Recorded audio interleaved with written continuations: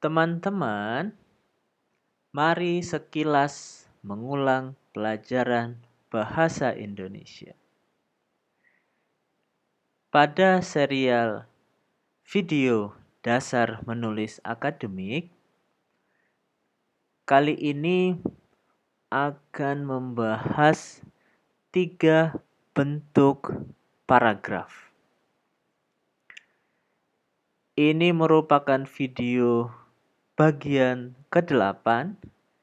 Jika teman-teman belum menyaksikan video bagian sebelumnya 1-7, silahkan bisa ke playlist atau lihat list video pada channel YouTube saya dan memulai melihat satu persatu atau boleh juga acak tergantung ketertarikan terhadap topik dalam video tersebut.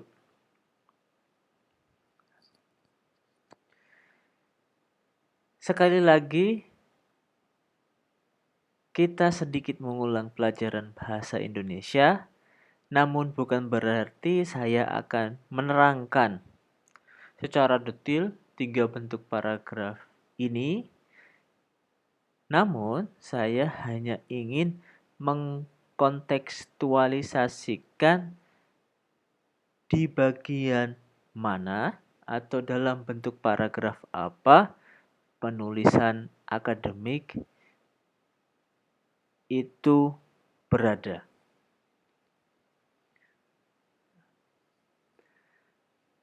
Bentuk paragraf sekali lagi dibagi menjadi 3.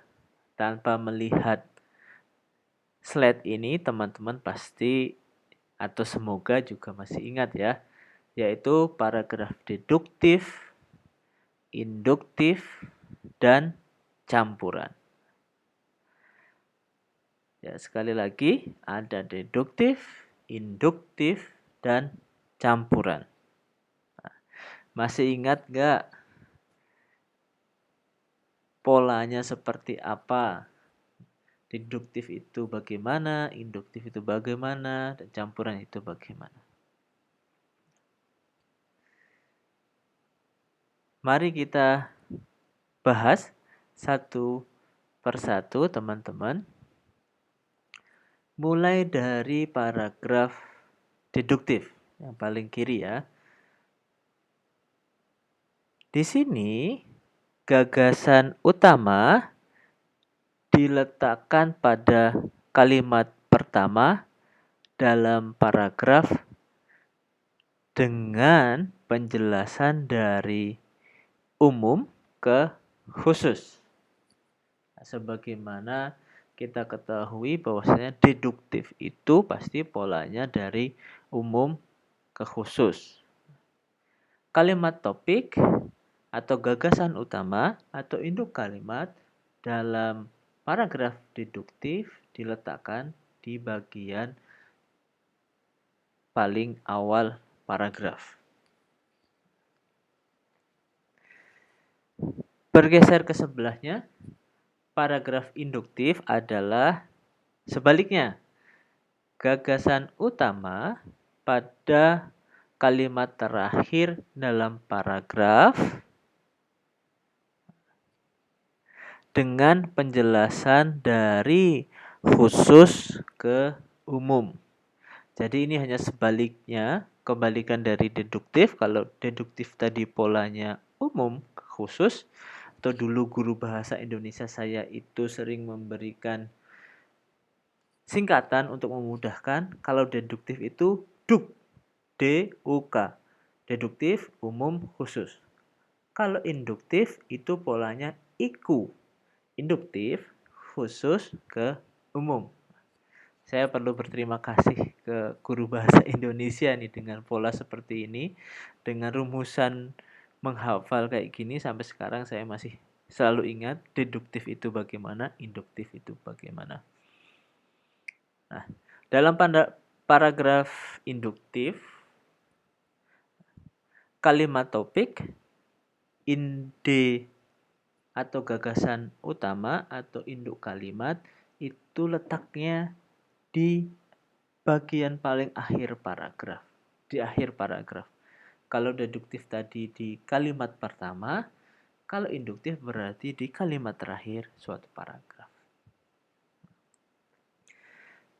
Sedangkan paragraf campuran merupakan gabungan antara paragraf deduktif dan induktif yang lebih sering berpola deduktif terlebih dulu, kemudian disambung dengan pola induktif.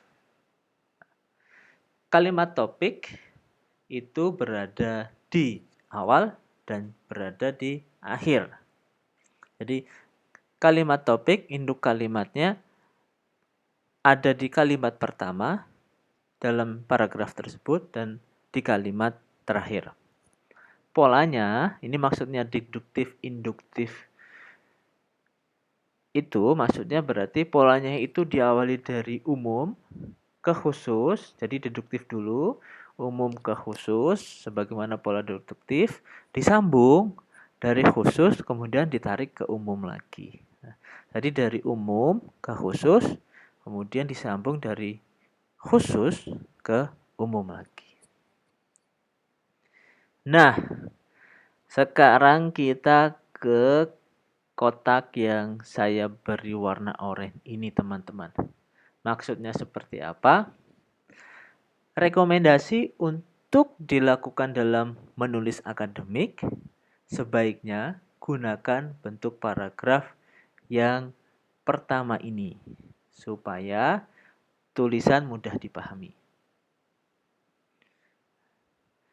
Jadi, untuk menulis paragraf, katakanlah dalam artikel jurnal, atau teman-teman kalau sedang menulis skripsi, tesis, atau disertasi, sebaiknya gunakan paragraf dalam bentuk deduktif. Paragraf yang lain boleh juga kalau ingin digunakan, tapi jangan terlalu banyak. Hanya saja sekali lagi sangat direkomendasikan untuk writing, academic writing itu justru bentuknya lebih disarankan ke deduktif. Kenapa? Ini alasan lebih lanjutnya, yaitu gagasan utama yang terletak pada kalimat pertama dalam sebuah paragraf memudahkan pembaca untuk langsung mendapatkan ide pokok paragraf di awal. Berbeda ketika gagasan utama diletakkan pada kalimat terakhir dalam sebuah paragraf, seperti misalkan menggunakan paragraf induktif ini, pembaca itu harus menyelesaikan membaca sampai ujung paragraf dulu, baru mendapatkan ide pokoknya gitu loh. Jadi kelamaan. Padahal dalam penulisan akademik itu disarankan langsung to the point, sebisa mungkin, secepat mungkin pembaca itu sudah paham ketika membaca satu paragraf. Paragraf induktif dan campuran bisa saja atau biasanya itu muncul juga, tapi sebetulnya kedua jenis, maksud saya kedua bentuk paragraf ini itu lebih sering muncul dalam teks bacaan untuk keperluan tes pemahaman membaca. Jadi kalau dalam bahasa Inggris, dalam IELTS katakanlah itu untuk mengetes reading. Gitu. Untuk tujuan tersebut memang tulisan dibuat dalam bentuk paragraf yang lebih kompleks, yang namanya untuk tes kan. Jadi paragrafnya memang sengaja diruwet-ruwetkan untuk mengetes apakah dengan bentuk paragraf seperti ini tuh orang yang dites itu memahami bacaan itu atau tidak. Namun teman-teman, berbeda jika dalam konteks menulis, terutama untuk keperluan akademik, paragraf tidak harus dalam bentuk kompleks. Justru yang sederhana serta mudah dibaca dan dipahami itu lebih baik. Nah, sejauh ini apakah teman-teman menyadari ketika menulis sebuah paragraf itu apakah sudah concern, oh ini paragraf ingin saya tulis deduktif, ini paragraf saya tulis induktif, oh ini paragraf campuran. Ternyata hal mendasar ini itu sangat perlu untuk kita kuasai supaya bisa menulis secara akademik, terutama untuk menulis artikel jurnal nanti. Nah, makanya teman-teman, mari kita mulai biasakan menulis yang sederhana saja, karena penulisan akademik itu meskipun karakternya formal, karakternya serius, tapi bukan berarti harus selalu ditulis dalam struktur paragraf yang kompleks. Justru gunakan bentuk paragraf deduktif supaya pembaca mudah menemukan ide pokok dari paragraf yang kita tulis.